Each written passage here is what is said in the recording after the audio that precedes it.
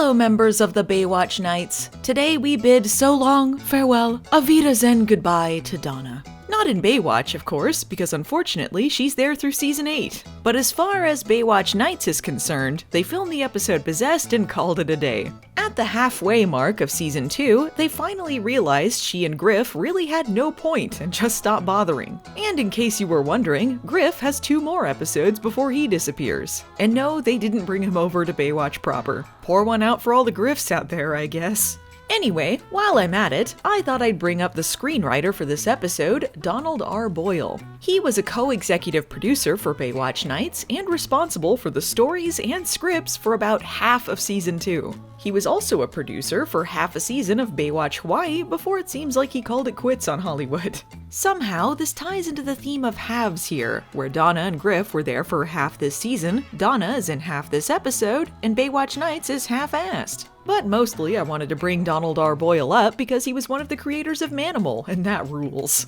Enough about that. Possessed! I originally wrote Poozest in the script here, and that made me laugh. Speaking of lazy things like that joke, it seems that when that alien kid beamed off into space or died or whatever the hell, his gay alien dads moved away and then a serial killer moved into the same house. I do not envy the realtor who has to try and put this place back on the market. This scene really informs us of the grisly nature of this man's crimes. According to the newspaper headlines in this collage, "Killer kills again and again!" This medical examiner here explains to the audience that the guy responsible was killed by police outside the house in a much more exciting but probably costly scene that we won't be seeing. He also notes that this serial killer's MO seems awfully similar to another serial killer, Richard Kempler, who died 4 months prior. He knows all about this guy on account of his tragic backstory they bring up a couple of times and then drop. But that means that he's also onto what's really going on here.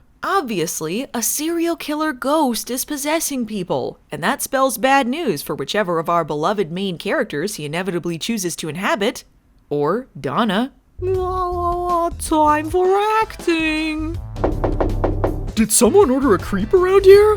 The medical examiner has come to Mitch and Ryan for help finding Donna, because she was hidden away where no one would ever find her. Her house. As I'm sure the serial killer ghost did with all the other guys he possessed, Donna is posing sexily with lingerie in the mirror, sexily takes a shower, and then goes back to the mirror to pose sexily but naked this time. This is how she spends the first 8 minutes of the episode. This may be Donna's last hurrah, but oh, what a way to go out. So far, you could generously say her most prominent plot on Baywatch Nights has been jumping off of a bridge and getting lost. But now, it's Donna's time to shine. Take it away!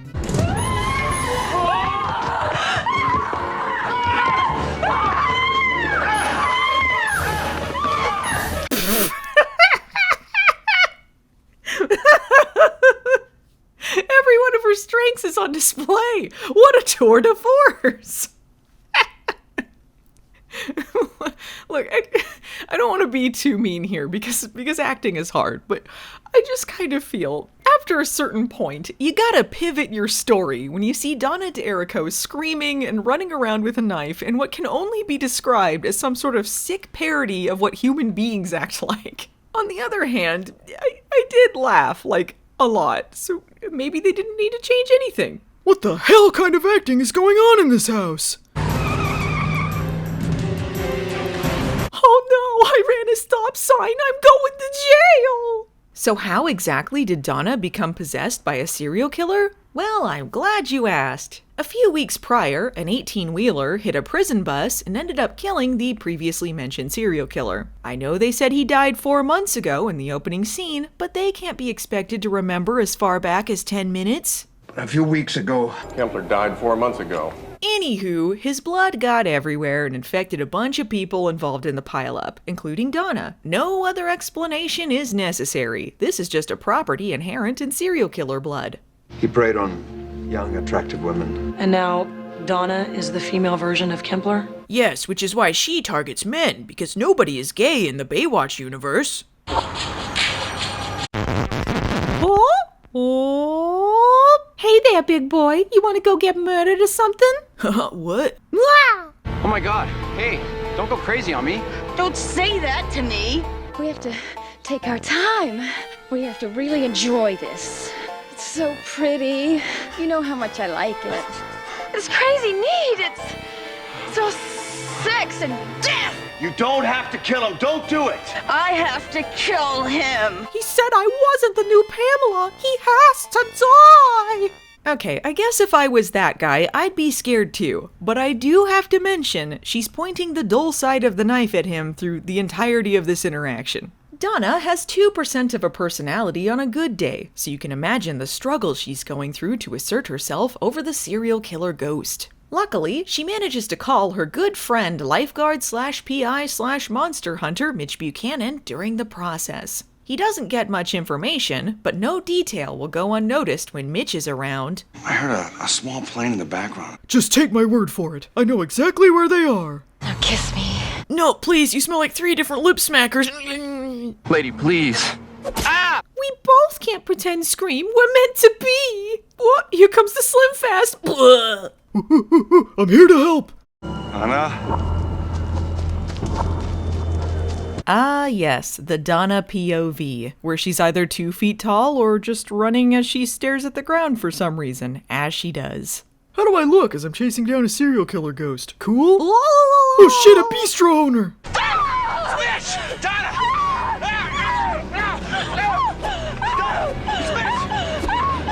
You stop fake screaming right this instant, Missy, or I'll take your makeup away! Oh my god, Mitch! I ran a stop sign! You have to kill me or it'll never end! Okay. Well, I killed Donna. We won't be seeing her on this show again. Nah, they didn't really kill Donna. The actual explanation is far more insane. They're currently removing any traces of Kempler's blood from her body. What? How? What? That's literally impossible! Unless you drained her of all of her blood. Why am I even entertaining this thought? Even if you had the ability to separate someone else's blood from your body, how would they even identify it? The serial killer gene? Riverdale has a lot to answer for. This is getting real dumb. What do we have, like 20 more minutes to fill? That's right, Mitch, but it's incredibly boring, so we can just speed right through. Whew, that's a relief. I popped my collar up so I'd look cool in front of the next serial killer. Yes, that's my husband. Hey, weren't you that lady who slept with me so you'd win that bikini contest earlier this year? Yes, you might also know me as a car thief in that episode where you found out your favorite childhood band was made up of gang rapists. Oh, small world. And in case it's important, my husband was Mr. Sex in that Hotline episode, and I was previously married to that reused establishing shot we saw earlier. I'm beginning to think our resources have been stretched kind of thin in Season 2 of our Lifeguard X-Files spin-off series. When I got too close to him, Kempler made it personal. He went after my wife. She was his last victim. You never told me that.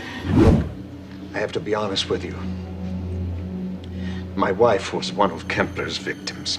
I'm glad we got that personal story about this medical examiner wanting to avenge his dead wife. Well, time for me to barge in and steal that story for myself because Ryan's been kidnapped. Even though I had no reason to believe he would be here, my flash grenade trap went off without a hitch. Without a Mitch, damn it! Without a Mitch! Wow, you're right. That does sound better. So this started out as some soft-core thing about a serial killer possessing Donna to kill men sexily, and now he's some weirdo with a serial killer code wherein Mitch must prove he is a worthy adversary and rescue Ryan while half-blind and deaf.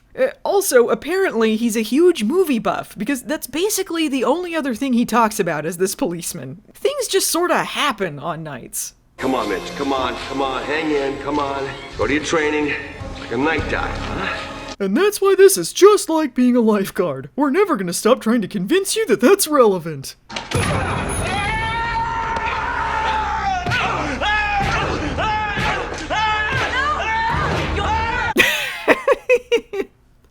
You see, Mitch had to rely on his other senses to just, I don't know, find the guy and punch him a lot. Just like lifeguarding. Mitch Buchanan, your thoughtfulness has meant so much.